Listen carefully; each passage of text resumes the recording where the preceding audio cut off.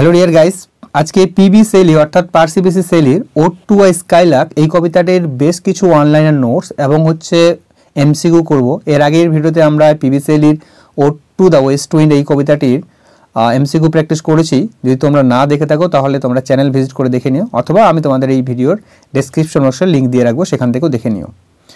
তো চলো আজকের কবিতাটি যেটা ওড টু এ স্কাইলার্ক সেটা আমরা করব। তো ওড জিনিসটা কি এর আগে আলোচনা করি, তবু একটু বলে দেই যে ওড হচ্ছে কি, যে ওড একটা লিরিক পয়েম যেখানে কি হচ্ছে কোনো জিনিসকে বা কোনো একটা ব্যক্তিকে প্রশংসা করা হয়, ঠিক আছে। তো এই হলো ওড। তো এই কবিতাটা হচ্ছে যেটা লেখা হয়েছিল এবং পাবলিশ করেছে সেটা একই সালে, সেটা হচ্ছে 1820 সালে কম্পোজ করা হয়েছিল এবং পাবলিশ করা হয়েছে সেই একই সালটাতে। আর এই কবিতাটা পাবলিশ হয়েছিল হচ্ছে প্রমিথিয়াস আনবাউন্ড, যেটা Ode to the West Wind সেটাও কিন্তু এই প্রমিথিয়াস আনবাউন্ডেই কিন্তু এই ভলিউমে কিন্তু পাবলিশ করা হয়েছিল। তো এই কবিতাটা তিনি কখন লেখেন বলা হচ্ছে, দেখো ইন স্প্রিং, তাহলে সময়টা কখন মনে রাখবে, 1820 সালের একটা স্প্রিং এর সময়ে সেলি এবং তার যে স্ত্রী কিন্তু এক সপ্তাহ 2 সপ্তাহের জন্য ছুটিতে গেছিলেন লেঘর্নে। তো সেখানে তার একটা বন্ধুর বাড়িতে গেছিলেন, সেখানে দেখা যাচ্ছে তার বন্ধু কিন্তু সেইখানে ছিলেন না এবং তিনি ইংল্যান্ডে চলে গেছিলেন। আর সেই সময়ে তিনি একটা যে এইরকম বিকেলবেলা অর্থাৎ সন্ধ্যার আগে বলতে পারো, ঠিক আছে, সেই সময়ে তিনি কিন্তু একটা পাখির গান শুনতে পায়, যেটা হচ্ছে স্কাইলার্ক পাখির গান, এবং সেই গানটা শুনতে পেয়ে সেটার অনুপ্রেরণায় সেটা থেকে এই গানের ইন্সপায়ার্ড হয়ে এই কবিতাটা কিন্তু লিখেন কিন্তু। তো এই যে কবিতাটা লিখে ফেলেন, এই কবিতাটা হচ্ছে 105 লাইনের কবিতা একটা। স্ট্যান্জাগুলো খুব ছোট ছোট, কিন্তু এর মধ্যেও কিন্তু অনেক অর্থ রয়েছে। যেটা হচ্ছে 21 স্ট্যান্জাস, 21টা স্ট্যান্জা আছে এবং তাহলে প্রত্যেকটা স্ট্যান্জাতে কিন্তু 5টা করে লাইন রয়েছে। আমরা সেই লাইন স্ট্যান্জাগুলোতে একটু যদি দেখি, তো দেখা যায় প্রথম যে 4টা লাইন, প্রথম ফার্স্ট 4 লাইন সেটা হচ্ছে ট্রোকেইক ট্রাইমিটার, এবং পরে যে লাস্ট লাইনটা যেটা 5 নাম্বার লাইন সেটা হচ্ছে ইয়াম্বিক হেক্সামিটারে লেখা। তো এই রাইম স্কিমটা যদি একটু খেয়াল করো তোমরা, কবিতাটা টেক্সটটাকে দেখে দেখবে যে এ বি আছে, এ বি আবার এ বি আছে এইভাবে, এবং লাস্টে আবার বি রয়েছে, ঠিক আছে, এই বি, অর্থাৎ এই রাইম স্কিমটা রয়েছে। এইভাবে কিন্তু এই প্যাটার্নে চলছে। আমরা পুরো কবিতাটা যদি এক ঝলকে আমরা দেখি, প্রত্যেকটা স্টেজে কি কি বলা হয়েছে খুবই শর্টকাটে আমরা দেখব। দেখো প্রথম যেটা স্ট্যান্জা সেখানে কি বলা হয়েছে, স্কাইলার্ক পয়েট হচ্ছে কি ওয়েলকাম দ্য স্কাইলার্ক অ্যান্ড কলস হিম এ ব্লাইথ স্পিরিট। তাহলে প্রথম স্ট্যান্জে দেখা যায় কবি সেই স্কাইলার্ককে ওয়েলকাম জানিয়েছেন এবং তাকে ব্লাইথ স্পিরিট বলেছেন, অর্থাৎ তিনি একটা ব্লাইথ মিনস হচ্ছে জয়ফুল বা চেয়ারফুল, একটা স্পিরিট মিনস হচ্ছে আত্মা বলেছেন, ঠিক আছে। এখানে কবি ব্লাইথ স্পিরিট বলেছেন কারণ এই পাখিটাকে তিনি কিন্তু দেখতে পান না, তার গান কিন্তু শুনতে পান, ঠিক আছে। আত্মার যেমন কোনো শরীর থাকে না, ঠিক তেমনি কিন্তু এই কবি কিন্তু সেই পাখিটাকে আত্মা একটা বলেছেন, কিন্তু এই পাখিটাকে তিনি কিন্তু যে আর 5টা পাখির মতো যেটা রক্তমাংসে গড়া পাখি সেটার সঙ্গে কিন্তু তুলনা করেননি, এটাকে একটা ব্লাইথ স্পিরিট, একটা স্পিরিটের সঙ্গে তুলনা করেছেন। কারণ তিনি এই যে এই পাখিটার অর্থাৎ স্কাইলার্কের কিন্তু তিনি উপস্থিতি দেখতে পাননি, তবু কিন্তু গানটা কিন্তু শুনতে পেয়েছেন, সেইটাই এখানে বলেছেন। দ্বিতীয় স্ট্যান্জায় এখানে অনেকগুলো কম্প্যারিজন রয়েছে, যেটা হচ্ছে স্কাইলার্কের সঙ্গে কার সাথে কম্প্যারিজন আছে সেটা কিন্তু তুলনা করেছেন। দেখো দ্বিতীয় স্ট্যান্জা যদি আমরা দেখি, তাহলে সেখানে কম্পেয়ার করেছে স্কাইলার্ককে কিসের সাথে, ক্লাউড অফ ফায়ারের সঙ্গে তুলনা করেছে। অর্থাৎ ক্লাউড অফ ফায়ার যদি আমরা শর্টকাটে বলতে চাই, যে সূর্যের যে ছোটাটা, আলোর যে ছোটাটা সেটা মেঘগুলোতে যখন লাগে তখন মেঘগুলোতে মনে হচ্ছে ধরে নাও রক্তিম রঙের হয়ে যায়। তোমরা বিকেলবেলা বা সকালবেলায় যে মেঘগুলো দেখতে পাও, যে ছোটাগুলো লাগে, সেইটার কথা এখানে বলা হয়েছে। The poet compares the Skylark, third স্ট্যান্জা দেখো, থার্ড স্ট্যান্জাতে কি বলা হয়েছে, কম্পেয়ার্স হচ্ছে স্কাইলার্ককে আনবডিড স্পিরিট, অর্থাৎ আনবডিড মিনস হচ্ছে অশরীরী একটা আত্মার সঙ্গে কিন্তু তুলনা করেছেন। 4 নম্বর স্ট্যান্জাতে কি বলা হয়েছে, দেখো স্কাইলার্ককে হচ্ছে স্টার অফ হেভেনের সঙ্গে তুলনা করেছেন। তাহলে স্কাইলার্ককে 4 নম্বর স্ট্যান্জাতে স্টার অফ হেভেনের সঙ্গে তুলনা করেছেন। এই জিনিসগুলো মাথায় রাখবে যে কোন এটা দেবে না যে কত নম্বর স্ট্যান্জাতে, কিন্তু এই জিনিসটা মাথায় রাখবে যে কার সঙ্গে তুলনা করা হয়েছে, যেটা পুরো কবিতাটা একটা থিমটাকে বুঝতে তোমাদেরকে সাহায্য করবে অনেক। স্ট্যাঞ্জা 5-এ কি হয়েছে, এখানে যে কম্পারিজনটা দেখা যায় সেটা হচ্ছে স্কাইলার্ক এবং হচ্ছে সিলভার স্পিয়ারের সঙ্গে তুলনা করেছেন। দেখো সিলভার যে স্পিয়ারটা বলছে, আমি সিলভার স্পিয়ার মানে বেশিরভাগ বইয়ে যেটা ভেনাস, এবং আমি দেখেছি যে অনেক জায়গাতেই যেটা ভেনাস বলে উল্লেখ করা আছে, আবার কিছু কিছু জায়গায় যেটা মুন বলে উল্লেখ করা হয়েছে। তো যেহেতু সব জায়গাতেই বেশিরভাগ জায়গায় আমি ভালো ভালো জায়গা দেখলাম যে সেটা হচ্ছে ভেনাস বলে উল্লেখ আছে, তো তোমরা সিলভার স্পিয়ার মিন ভেনাস দিতে পারো, ঠিক আছে। আবার কিছু জায়গায় মুন রয়েছে আবার, তো তোমরা ভেনাসটাই আশা করে দেবে এটাই। স্ট্যাঞ্জা 6 থেকে হচ্ছে কম্প্যারিজন ইজ মেড বিটুইন যে 6 কার মধ্যে মুন বিমস অর্থাৎ চাঁদের আলো এবং হচ্ছে স্কাইলারকে যে ভয়েস বা কণ্ঠস্বর বা গান যে নোটস, মেলোডিয়াস নোটস, তার সঙ্গে কিন্তু তুলনা করা হয়েছে ভয়েস অফ স্কাইলার্কের সঙ্গে। স্ট্যাঞ্জা 7-এ কি কার সঙ্গে তুলনা করা হয়েছে দেখো, স্ট্যাঞ্জা 7-এ হচ্ছে রেইনবো ক্লাউডস এবং হচ্ছে রেইনবো ক্লাউডস হচ্ছে মানে ওই যে রামধনুর মেঘ থেকে যে বৃষ্টিগুলো পড়ে সেখান থেকে বলছে রেইনবো ক্লাউডস, এবং melodious song notes of the স্কাইলার্কে যে মেলোডিয়াস নোটস, সুরেলা যে সঙ্গীত, সেইটার সঙ্গে তুলনা করেছেন। 8 নম্বরে তুলনা করেছেন তিনি একটা কবির সাথে, ভালো করে মনে রাখবে, একজন কবির সাথে কিন্তু স্কাইলারকে তুলনা করেছেন। 9 নম্বরে কি করেছেন, একটা হাই বর্ন মেডেন মিনস হচ্ছে যেটা মানে অনেক এরিস্টোক্রেটিক পরিবারের বলতে পারো, অনেক ধনী পরিবারের হচ্ছে একটা মেয়ে, কুমারী মেয়ে, মেইডেন মিনস হচ্ছে অবিবাহিত মেয়ে, এবং তার গানের সঙ্গে স্কাইলার্কের গানের তুলনা করেছেন। ওকে, আর তারপরে 10 নম্বর স্ট্যাঞ্জাতে কি হচ্ছে, গ্লু ওয়ার্ম মানে জোনাকি পোকা, এবং স্কাইলার্কের সঙ্গে তুলনা করেছেন। গ্লো ওয়ার্মের হচ্ছে জোনাকি পোকার হচ্ছে আলোটা, তার সঙ্গে তুলনা করেছেন, ঠিক আছে। আর তারপরে হচ্ছে এবং হচ্ছে গ্লো ওয়ার্মের যে আলোটা এবং হচ্ছে বা গ্লো ওয়ার্মের সঙ্গে হচ্ছে স্কাইলার্কের তুলনা করেছে। যেমন হচ্ছে গ্লো ওয়ার্মের বলা হচ্ছে যে গ্লো ওয়ার্মের যে পোকার যে আলোটা আমরা দেখতে পাই, কিন্তু আমরা সেই জোনাকি পোকাকে আমরা যেমন দেখতে পাই না, ঠিক তেমনি স্কাইলার্কের যে গানটা আমরা শুনতে পাই কিন্তু স্কাইলার্ককে আমরা দেখতে পাই না, এরকম তুলনা করা হয়েছে। 11 নম্বর স্ট্যাঞ্জে কি বলা হয়েছে, একটা এমপাওয়ার্ড সরি এটা এমপাওয়ার্ড হবে না, এটা হচ্ছে এমবাওয়ার্ড হবে, এটা EMBOWERED, এটা এমবাওয়ার্ড হবে, এটা এমপাওয়ার্ড হয়ে গেছে, ঠিক আছে। আচ্ছা, তাহলে কি মনে রাখবে যে এই 11 নম্বর স্ট্যাঞ্জাতে স্কাইলারকে এমবাওয়ার্ড রোজের সঙ্গে তুলনা করেছে। এমবাওয়ার্ড মিনস হচ্ছে যে গোলাপ ফুলটা লুকায়িত রয়েছে, এমবাওয়ার্ড মিনস হচ্ছে হিডেন। ওকে,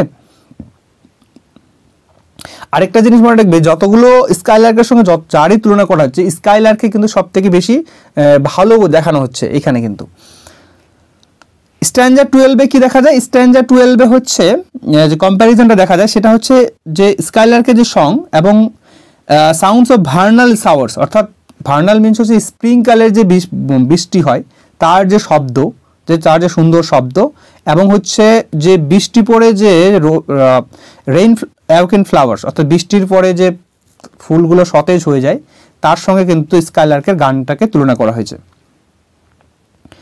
স্ট্যাঞ্জা 13-এ কি দেখা যায় যে কম্প্যারিজন বিটুইন হচ্ছে সংস অফ দ্য স্কাইলার্কের গান এবং হচ্ছে songs of the god of লাভ এর ওয়াইন, এই যে লাভ ভালোবাসা এবং মদের যে দেবতা, তাদের যে গান তার সঙ্গে তুলনা করা হয়েছে, ঠিক আছে। তো একটা জিনিস বলে রাখি এখানে তোমাদের, যদিও একবারে বলেছিলাম এর আগে কি এতে ভিডিওতে, তো কিউপিড বা যাই হোক উচ্চারণটা যাই হবে হচ্ছে Roman god of love desire attraction. যদি বলা হয় রোমানদের গড অফ লাভকে এই কিউপিড, আর যেটা এইটাকেই গ্রিকদের মতে গড অফ লাভ যেটা হচ্ছে এরোস বলা হচ্ছে, ঠিক আছে। আর ওয়াইনের যে দেবতা তাকে বলা হচ্ছে বেকাস গ্রিকদের মতে, আর রোমানদের মতে বলা হচ্ছে ডায়োনিসাস। এটা আগে ডায়োনিসাস আর বেকাসটা এর আগে ওয়েস্ট উইন্ডে আমি তোমাদের বলেছিলাম। তারপরে দেখো তাহলে স্ট্যাঞ্জা 14-এ কি বলা হচ্ছে, কম্প্যারিজন বিটুইন কোরাস হাইমনাল মানে হচ্ছে মেরিয়েজ সংস এবং ট্রায়াম্ফ অ্যান্ড চ্যান্ট মিনস হচ্ছে ভিক্টরি সংস। এই দুটো সঙ্গের সঙ্গে কিন্তু স্কাইলার্কের সংটাকে তুলনা করা হয়েছে, এবং সেখানে বলা হয়েছে যে স্কাইলার্কের সংটা কিন্তু এই দুটো গানের থেকেও অনেক বেশি সুন্দর। কেন বলা হচ্ছে, এই দুটো গান হচ্ছে কিন্তু মানুষরা গায়, ঠিক আছে। এই দুটো গান হচ্ছে মানুষ গায়, কিন্তু এইটা হচ্ছে স্কাইলার্কের গানটা হচ্ছে সব থেকে বেশি, এটা হচ্ছে ন্যাচারাল সং বলতে পারো, প্রকৃতির যে গান বলছে এটা। স্ট্যাঞ্জা 15 কি বলছে, পোয়েট ওয়ান্টস টু এখানে know the source of the inspiration which makes the skylark to sing perfect and joyful song. তো এই 15 নম্বর কবিতায় দেখা যায় যে কবি হচ্ছে যে জানতে চায় যে কি করে হচ্ছে স্কাইলারকে যে এই গানের যে ইন্সপিরেশনটা কোথা থেকে পায়, সেইটা কিন্তু জানতে চায় যে এত ভালো এত পারফেক্ট এবং জয়ফুল গান করে সেইটা কোথা থেকে, তার ইন্সপিরেশনের সোর্সটা কোথায় সেটা কিন্তু জানতে চায়। 16 নাম্বার স্ট্যান্জাতে কি বলা হয়েছে, man very easy fall of victim of to weariness because of excessive delight, but in spite of excessive delight the sky is never tired. তো 16 নম্বর কবিতায় তিনি যেটা বলতে চেয়েছেন যে মানুষ কি হচ্ছে যদি অতিরিক্ত যদি আনন্দ পেয়ে যায় তাহলে কি হচ্ছে ওয়ারিনেস হয়ে যায়, ক্লান্ত হয়ে যায়, ঠিক আছে।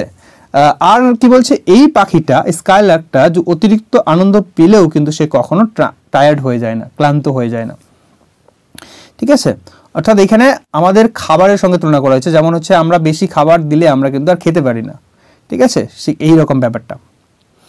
স্ট্যাঞ্জা 17 হচ্ছে কি, the poet compare the song of the Skylark with a crystal stream. Crystal stream মানে কি হচ্ছে, ক্লিয়ার স্ট্রিম অফ ওয়াটার, মানে পরিষ্কার জল একটা, তো এর সঙ্গে তুলনা করেছেন। কিন্তু এখানে ক্লিয়ার স্ট্রিমটা বলতে এখানে কি বলছে, পয়েট যেটা বলতে চাইছেন, poet সেইজ that the Skylark has a clear idea of death.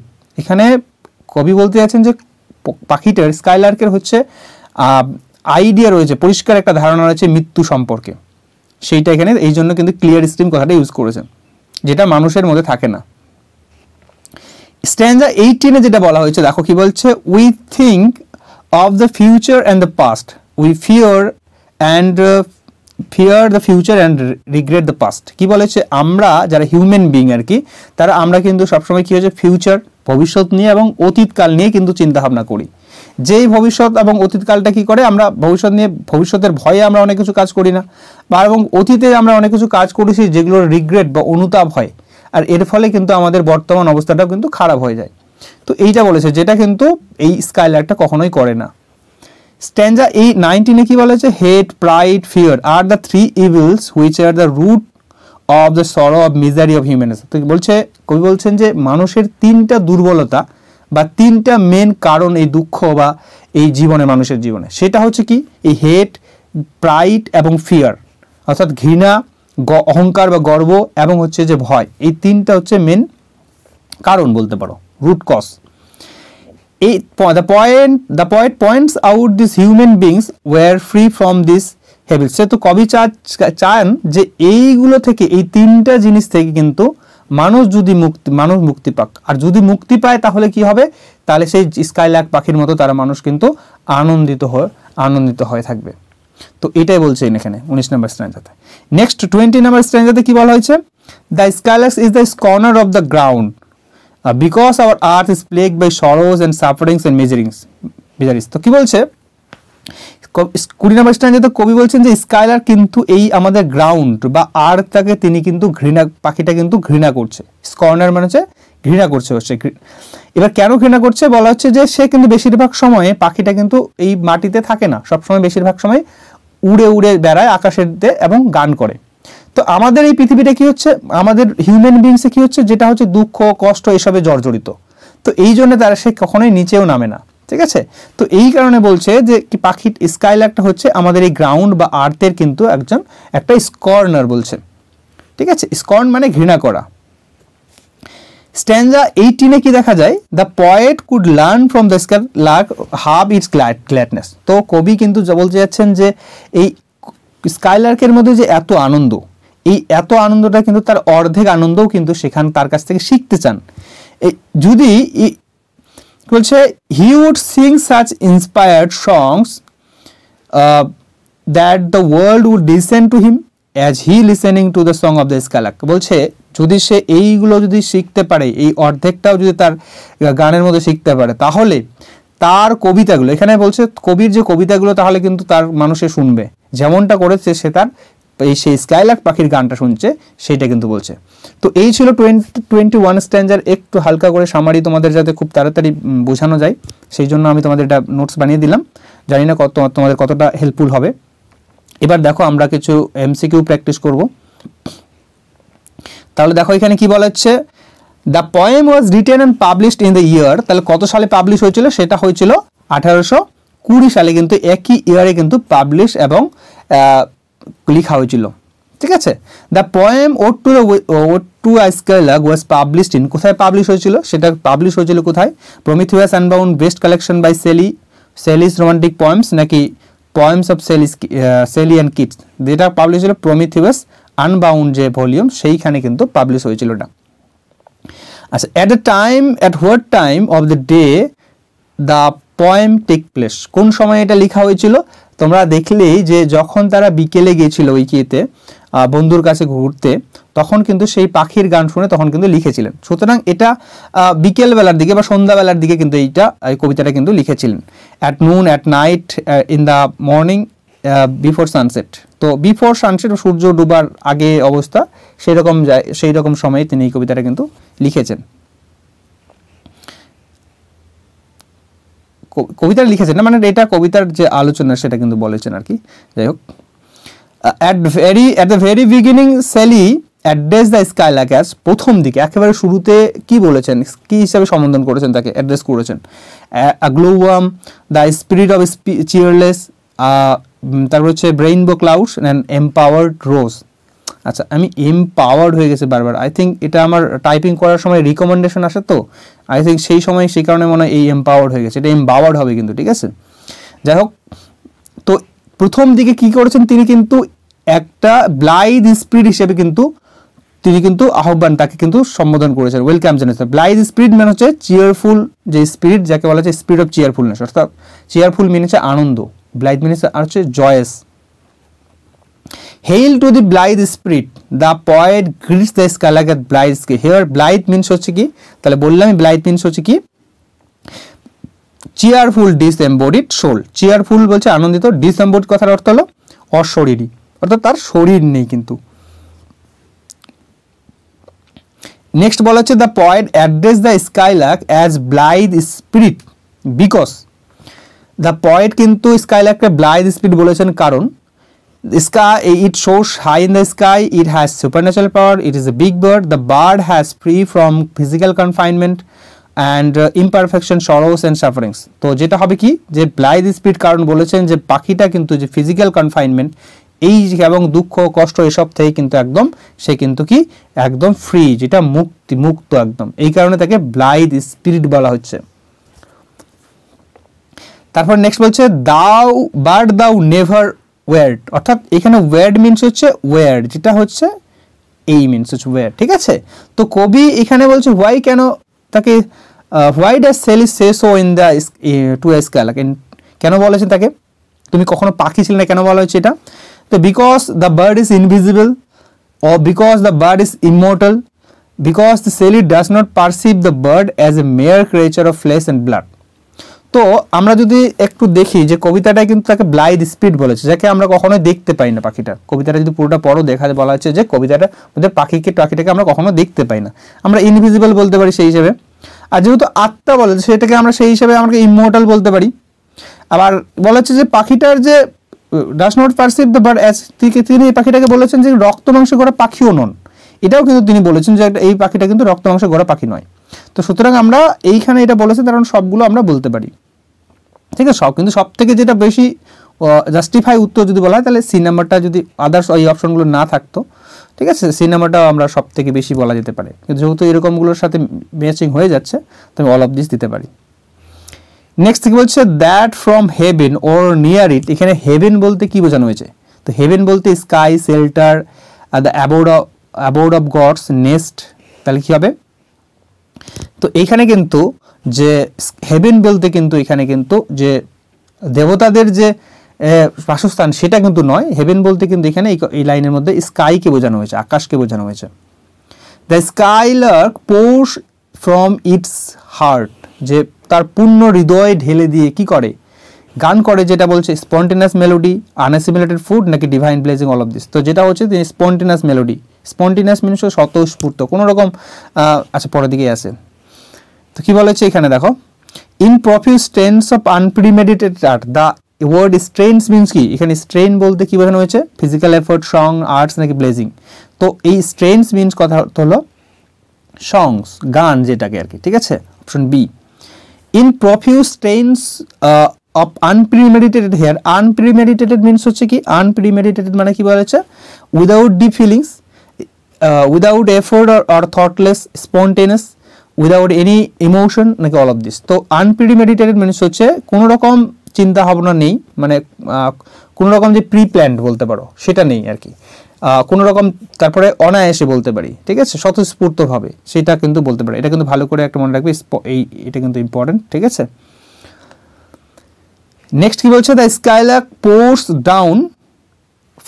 Down profuse trains of unpremeditated art. এখানে আনপ্রিমেডিটেটেড আর্ট বলতে এখানে কোনটাকে বোঝানো হয়েছে, আনপ্রিমেডিটেটেড কোনটা বলছে, spontaneous song of the skylark, melancholy song of the skylark নাকি লাভলি মিউজিক নাকি অল অফ দ্য অ্যাবভ। তো যেখানে যেটা আনপ্রিমেডিটেটেড আর্ট যেটা বলছে সেখানে সেই স্কাইলার্ক পাখির যে গান, সেই গানটাকে এখানে বলা হচ্ছে spontaneous song of the skylark. The skylark flies upward like, যে উপরের দিকে উঠছে, কিসের মতো উঠছে সেটা, আর নাইটেঙ্গেল, আর ক্লাউড অফ ফায়ার, এরোপ্লেন নাকি নান অফ দিস। তো যেটাতে সে পাখিটা উঠছে সেটা হচ্ছে ক্লাউড অফ ফায়ারের মতো উঠছে বলা হয়। নেক্সট কি বলা হচ্ছে, like a cloud of fire, what does the comparison signified in to a skylark. তো কি বলছে, the skylark is lit up by moonlight, the skylark is lit up by fire, the accent of the skylark dazzling in the bright sunlight. তো যেটা তিনি বলতে যাচ্ছেন যে এই যে cloud, like cloud of fire মানে হচ্ছে সূর্যের যে আলোটা যখন মেঘগুলোতে পড়ছে তারপরে সে চকচক করছে, সেইটা কিন্তু বোঝানো হয়েছে এখানে, the accent of the skylark dazzling in the bright sunlight. Next এখানে কি বলা হচ্ছে, thou blue deep thou wingest here, the blue deep means, এখানে ব্লু ডিপ বলতে কি বোঝানো হয়েছে, এখানে কিন্তু ব্লু ডিপ বলতে কিন্তু দ্য স্কাইকে বোঝানো হয়েছে।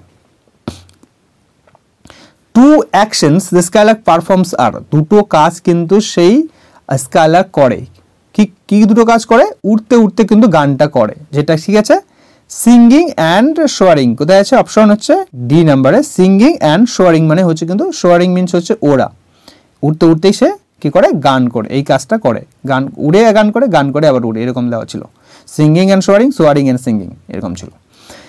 In the golden lightning of the sunken sun, here the sunken sun refers to the setting sun, the rising sun, dim light of the sun, all of this.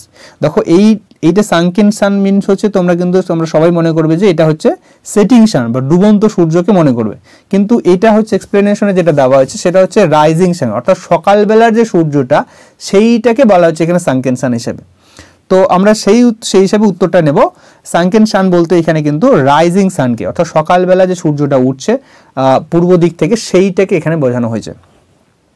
Of the sunken sun, the sun has sunk. তাহলে দেখো আমি যেটা বললাম, সকালবেলা সূর্য ওঠে, সেটা কোন দিক থেকে ওঠে, পূর্ব দিক থেকে না পশ্চিম দিক থেকে, সেটা অবশ্যই পূর্ব দিক থেকে, সেই কারণে সেই উত্তরটা হয়ে যাবে বিলো দ্য ইস্ট হরাইজন, পূর্ব দিকের যে দিগন্ত আছে সেই দিক থেকে সূর্যটা ওঠাকে এখানে বলা হচ্ছে দ্য সান হ্যাজ সাঙ্ক, মানে ডুবে রয়েছে বলতে পারো। সূর্যটা তখনও কিন্তু বলছে, সূর্যটা যখন ডুবে রয়েছে, সূর্যটা সকালবেলায় তখনও কিন্তু উঠেনি, ওঠার আগেই কিন্তু একটা লাল যে আভাটা বেরোয়, অর্থাৎ গেরুয়া রঙের বা রক্তিম যে আভাটা বেরোয়, সেইটাকে বলা হচ্ছে এখানে কিন্তু এই সানকেন সানের যে ডুবে রয়েছে তখনও, সেই অবস্থাটাকে বোঝানো হয়েছে। আশা করি বুঝতে পারলে। নেক্সট হচ্ছে, like a star of haven in the broad daylight thou art unseen, here the sky is compared to a star of heaven because, কি বলছে, স্টার অফ হেভেনের সঙ্গে তুলনা করেছে। কারণ কেন তুলনা করেছে, তাহলে দেখো আকাশে যখন তারাগুলো যদি থাকে, আকাশে দিনের বেলাতেও তারা থাকে, রাতের বেলাতেও তারা থাকে, কিন্তু দিনের বেলাতে সেই তারাগুলো যখন সূর্যের প্রখর তাপে সেগুলোকে কিন্তু দেখা যায় না, ঠিক আছে, কিন্তু তারাগুলো অবস্থান রয়েছে। ঠিক তেমনি যেমন স্কাইলার্কের কিন্তু আমরা কিন্তু দেখতে পাই না, কিন্তু স্কাইলার্কের গানটা শুনতে পাই। তো এইখানে যেটা বলছে, the skylark resides in heaven, না it is invisible like a star in the sky, it is divine being like all of this. তাহলে এটা বলছে যে তারাগুলোর মতোই কিন্তু সেই পাখিও কিন্তু অদৃশ্য রয়েছে। এখানে কি বলা হচ্ছে, the stars are in the sky are invisible in daylight, দিনের আলোতে সেগুলোকে দেখা যায় না, ঠিক তেমনি কিন্তু পাখিটাকেও দেখা যায় না। দাউ আর্ট আনসিন, এখানে কিন্তু আর্ট মিনস হচ্ছে এ আর আর কি, দাউ মানে দাউ আর দাউ মানে তো ইউ বলছে, ঠিক আছে, এটা তো জানোই archaic form. Thou art unseen but yet I hear thy shrill Deloitte.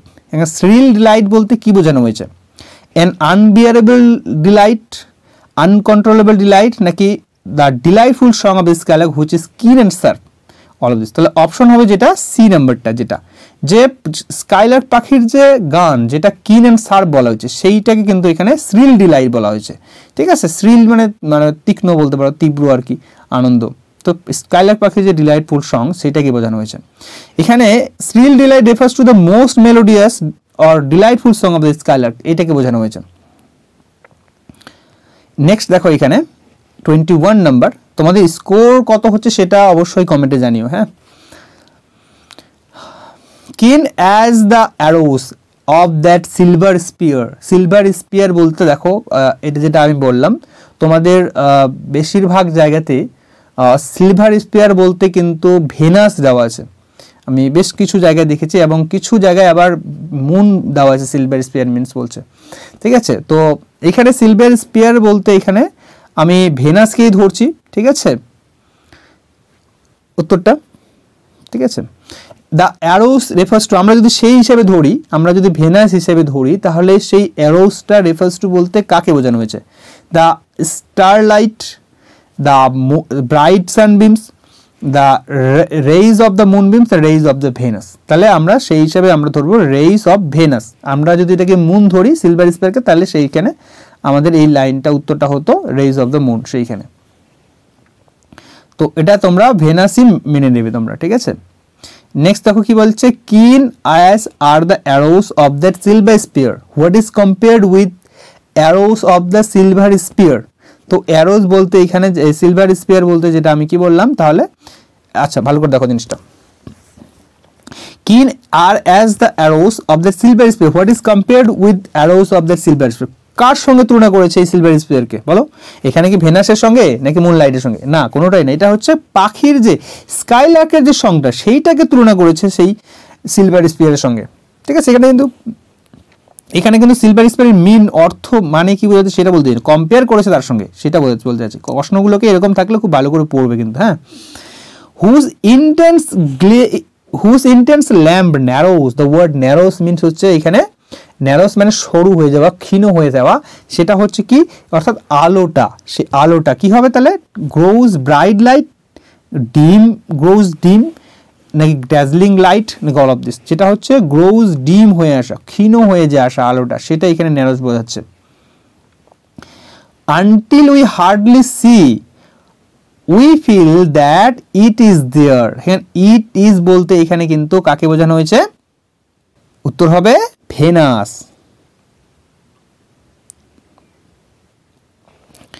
কবিতাটা আমরা দেখবে, কবিতাটা ভালো করে দেখবে, সেখানে বুঝতে পারবে তাহলে, হ্যাঁ।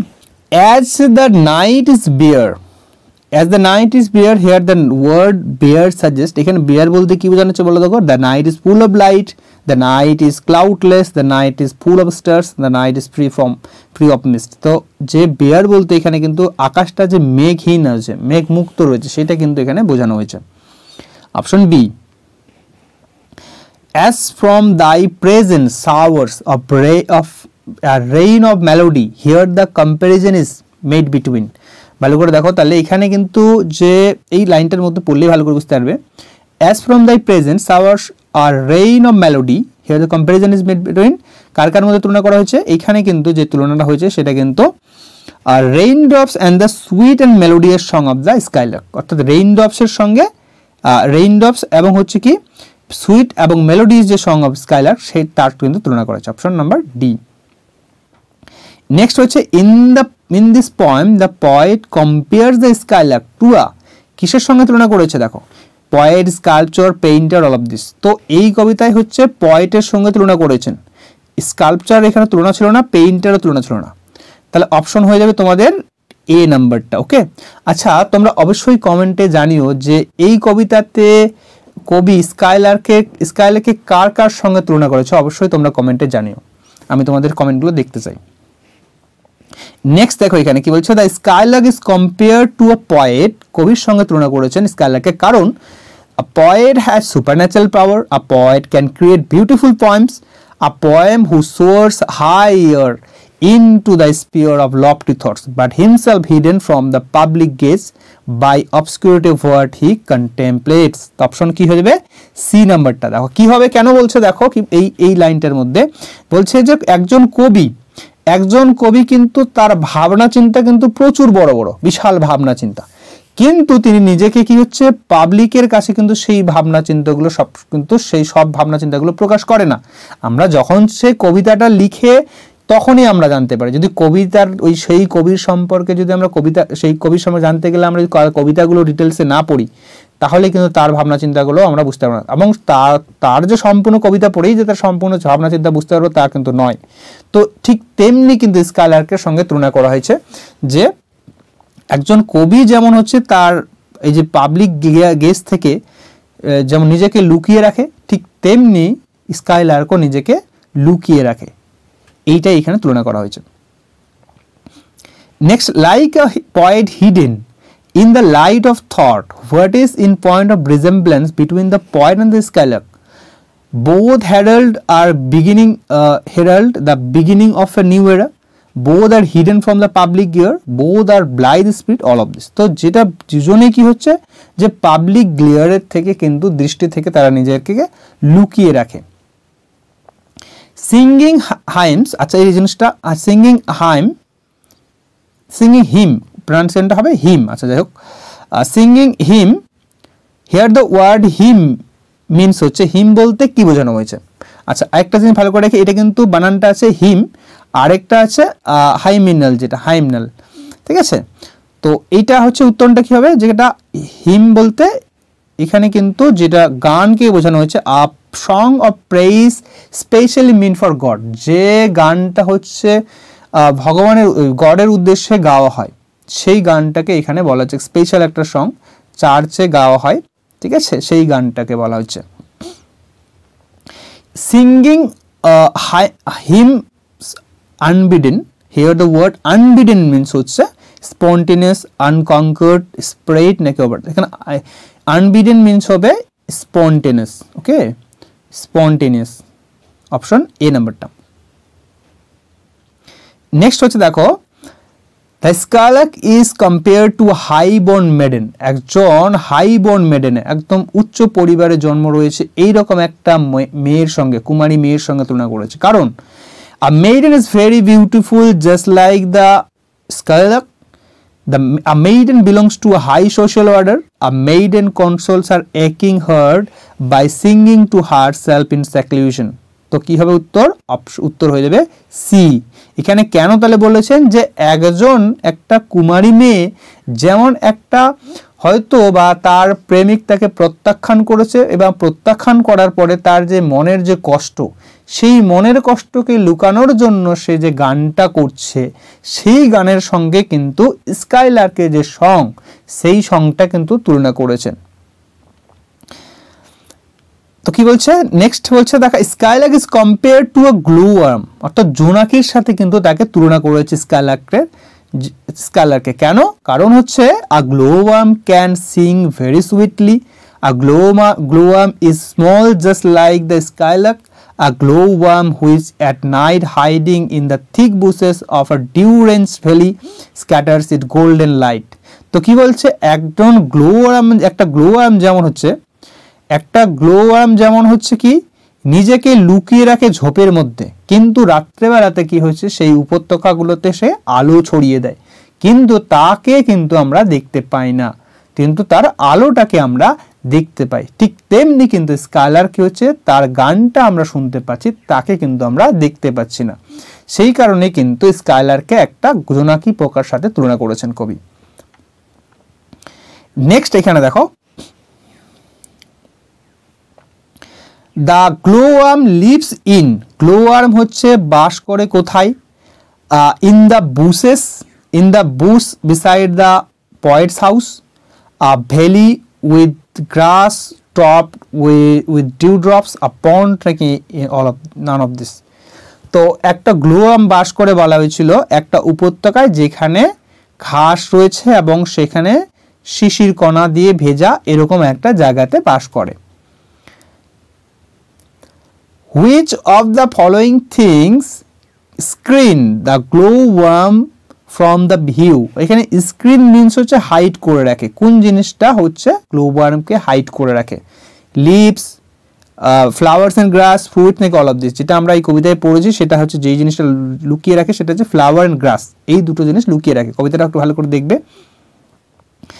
নেক্সট হচ্ছে কি বলছে, among the flowers and grass which the screen it from the view, এখানে ইট বলতে কাকে বোঝানো হয়েছে? ইট বলতে কিন্তু এখানে কিন্তু স্কাইলার্ককে না, কিন্তু এখানে কিন্তু যেটা বোঝানো হয়েছে গ্লোওয়ার্মকে এখানে কিন্তু।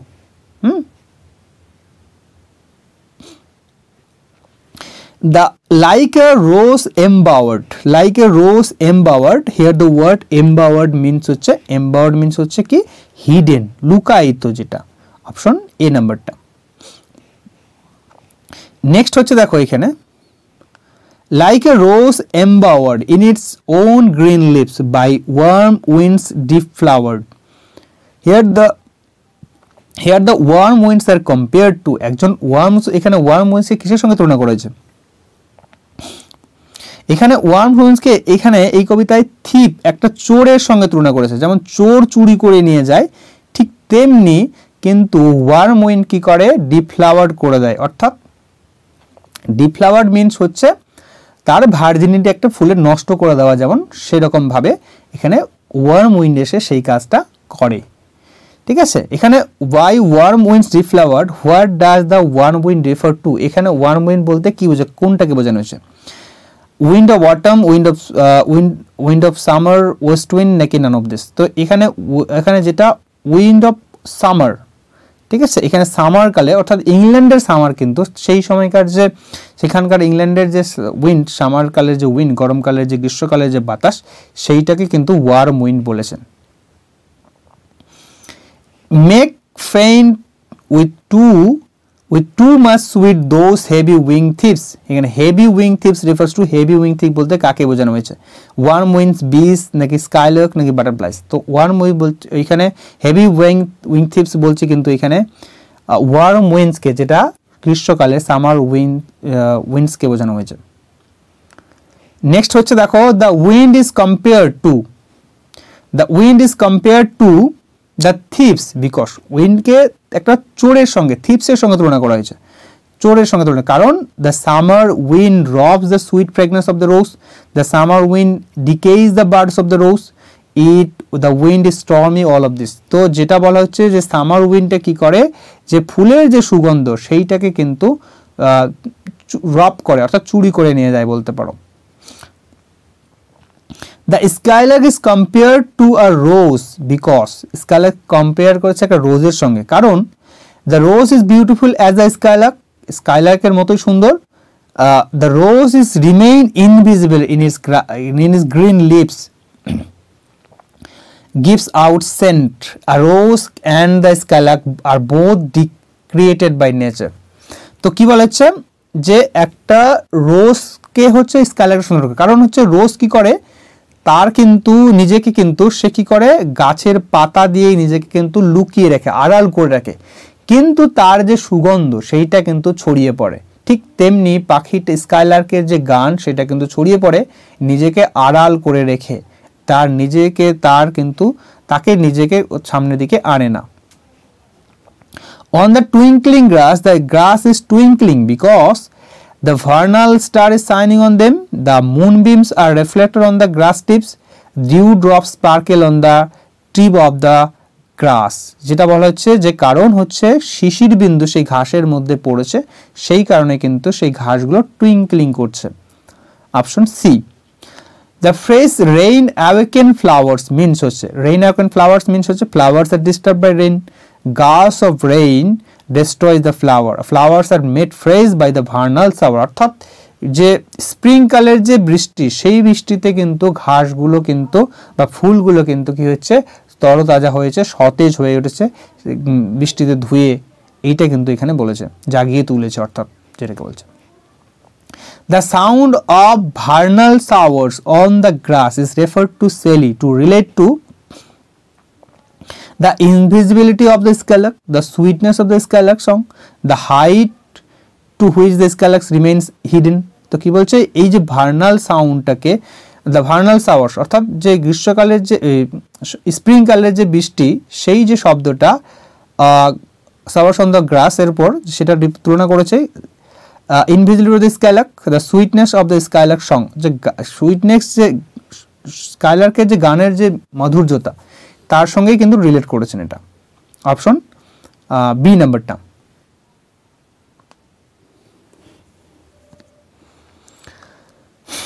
কি বলছে, hymen is the Greek god of, hymen হচ্ছে কিসের গড, হাইমেন হচ্ছে ওয়াইন, লাভ, ম্যারিয়েজ নাকি আর্ট। তো হাইমেন হচ্ছে কিন্তু ম্যারিয়েজের গড। ওকে, আরেকটা জিনিস বলে রাখি এখানে, যেটা গড অফ, যেটা আমি আগেও বললাম যে গড অফ যেটা রোমান গড অফ লাভ সেটা হচ্ছে কিউপিড, এবং হচ্ছে ইরোস হচ্ছে গ্রিক গড অফ লাভ, আর বেকাস হচ্ছে গ্রিক গড অফ ওয়াইন, এবং হচ্ছে ডায়োনিসাস হচ্ছে Greek god of wine. Next দেখো এখানে যেটা হচ্ছে the phrase chorus hymeneal. Chorus hymeneal বলছে তাহলে কি, কোরাস মানে হচ্ছে, কোরাস মানে অর্থাৎ তোমরা জানোই যে একসাথে মেয়েরা হচ্ছে যে গানগুলো করে সমবেত কণ্ঠস্বরে, যেটা সেই গানটাকে হচ্ছে কোরাস বলা হয়। তো এখানে কোরাস হচ্ছে কি ওয়ার সংস, যেখানে যে কোরাস হাইমনাল বলছে ফিউনারেল সং, লাভ সং নাকি ম্যারিয়েজ সংস বা নিউপিটাল সংস। তো এইখানে কিন্তু ম্যারিয়েজ সংস বা নিউপিটাল মিনস হচ্ছে কিন্তু ম্যারিয়েজ একই জিনিস। তো এই অপশন যাই থাক না কেন, এটা অপশন থাকলেও এটা লিখবে, ম্যারিয়েজ সং থাকলেও সেটা লিখবে। Okay, or triumphant chant, the term triumphant chant means হচ্ছে, ট্রায়াম্ফেন্ট চ্যান্ট বলতে কি বোঝানো হয়েছে, ট্রায়াম্ফ মানে তো জানো তোমরা জয়, যে জয়ের এখানে চ্যান্ট মানে গান বলতে পারো, জয়ের গান সেটা হতো সং অফ কি হবে, ভিক্টরি হবে। অপশন বি নাম্বারটা। ওকে, এখানে the triumphant chant means the songs of victory, এই সংস অফ ভিক্টরিকে বোঝানো হচ্ছে। আর এই গানটাকে বলা হয় ইপিনিসিয়ান ওটস, এগুলাকে বলা হয় ইপিনিসিয়ান ওটস বলা হয়।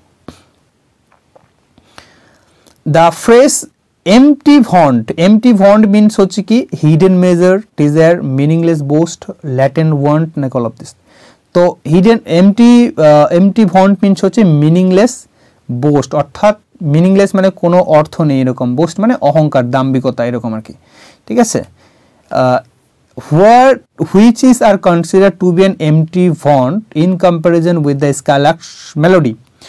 তো স্কাইলার্কের মেলোডির সঙ্গে তুলনা করতে গিয়ে কাকে বলা হয়েছে যে এমটি ভন্ট। তাহলে এখানে hymnal songs, victory songs, the poetry of the poet নাকি both A and B option.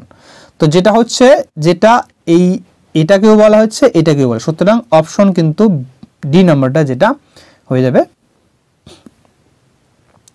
Next দেখো, tick out the correct of information, সঠিক উত্তর কোনটা হবে, ভালো করে জিনিসটা বুঝবে।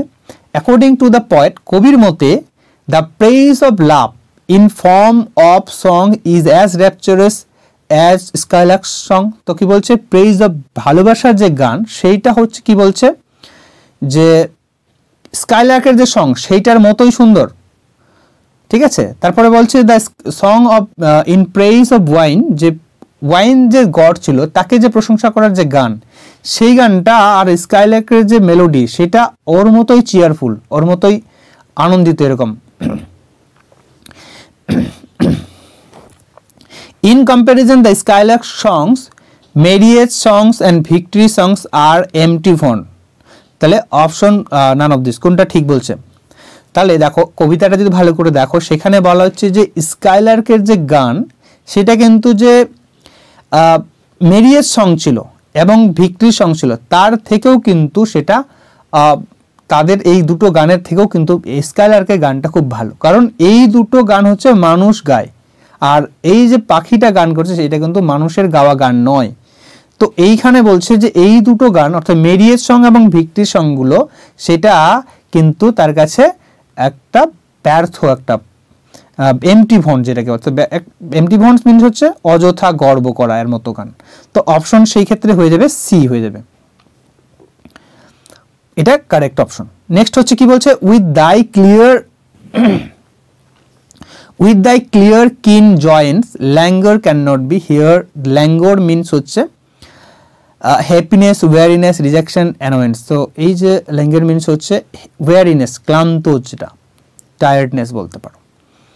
The expression thou of death must deem means এর মানেটা কি হচ্ছে, the skylark thinks of death, the skylark regards death, the skylark adds much importance to death, the skylark knows the well true of nature of death, knows the mystery of death, unknown to the people of the world। তো কি বলছে, thou death must dim, এর মানে হচ্ছে যে তুমি হচ্ছে মৃত্যু সম্পর্কে জানো, অর্থাৎ কবি বলছে পাখিটাকে বলছে যে তুমি কিন্তু তোমার একটা এই মৃত্যুর সম্পর্কে একটা একদম পরিষ্কার ধারণা আছে, ঠিক আছে, তুমি মৃত্যুর এই রহস্য, এই প্রকৃতি সবকিছু জানো, কিন্তু যেটা মানুষরা কিন্তু জানে না।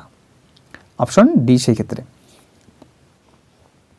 নেক্সট কি বলছে, অর হাউ কুড দাই flow in such a crystal stream here the song of the skylark is compare two, কিসের সঙ্গে তুলনা করেছে এখানে, লাইনটা পড়লেই তো পারবে তাহলে, a stream of sea, an excessive happy melody, আর জয় স্ট্রিম, আর ক্রিস্টাল স্ট্রিম। অর্থাৎ এখানে কিন্তু একটা ক্রিস্টাল স্ট্রিমের সঙ্গে তুলনা করা হয়েছে। এখানে ক্রিস্টাল স্ট্রিম মিনস হচ্ছে একদম যেটা স্বচ্ছ, আচ্ছা পরের দিকেই দেওয়া আছে। Stream of crystal, the fresh crystal stream বলতে কি বোঝানো হয়েছে, a stream of river, a stream of transparent water, a stream of sea, and all of this. তো এই ক্রিস্টাল স্ট্রিম বলতে স্ট্রিম অফ ট্রান্সপারেন্ট ওয়াটার, পরিষ্কার জলকে বোঝানো হয়েছে। কেন বোঝানো হয়েছে পরের দিকে দেখো কি বলছে, the song of the skylark is compared to a crystal stream because the skylark has a clear knowledge of death, তার মৃত্যুর একটা কিন্তু পরিষ্কার একটা চিন্তা ধারণা আছে, এই কারণে তিনি এই ক্রিস্টাল স্ট্রিমের সঙ্গে কিন্তু তার গানটাকে তুলনা করেছেন, তার চিন্তা ভাবনাগুলোকে।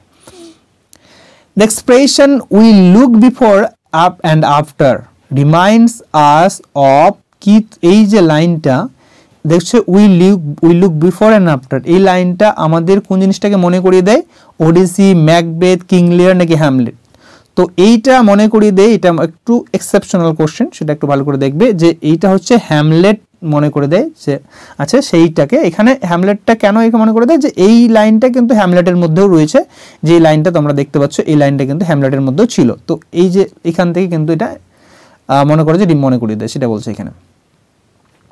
দেখো the expression we look before and after এর মানেটা কি, মিনস হচ্ছে the memories of the of our childhood, we look left and right, the memories of our failure in the past trouble us and our uncertainty about the future। তাহলে আমরা সামনে পিছনে দেখি, অর্থাৎ কি হচ্ছে, আমরা আমাদের ভবিষ্যৎ নিয়ে চিন্তা ভাবনা করি, যেটা আমাদেরকে ট্রাবল করে, অনেক ঝামেলায় ফেলে, এবং আবার কি করে আমরা আবার অতীতকাল নিয়েও আমরা কিন্তু চিন্তা ভাবনা করি, এবং তার ফলে কি আমরা রিগ্রেট, অনুতাপ করি যে এই করেছি, এই ভুল করেছি, এই ভুল করা হয়েছে আমাদের, সেটা নিয়ে আমরা আবার রিগ্রেট করি।